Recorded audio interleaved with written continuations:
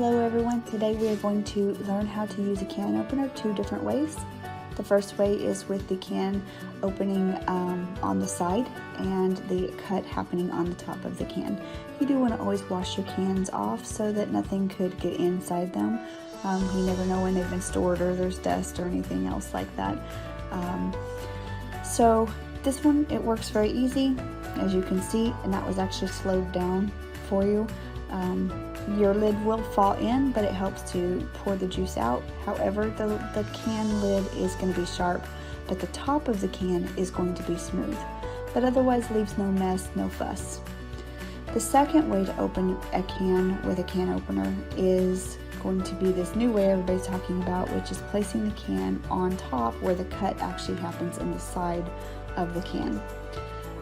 I find that it's actually a little bit harder to do this. I have to clamp it much harder. Also, my can opener will start to skip a little bit. It's like it's just too much pressure, and the can will not move all the way at times.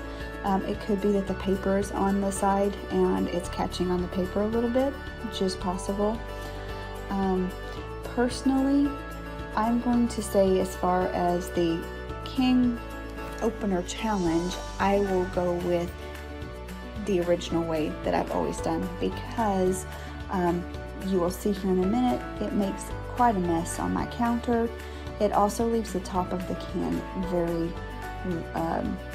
jagged and sharp, and I think it creates a greater risk for cutting yourself than the first way. Obviously, you could cut yourself either way if you're not careful. Other thing is that it dropped some of the paper inside my corn, and I didn't like that either. So personally, I will stick with the first way, but it's up to you which way you want to go. Thank you and have a fabulous day.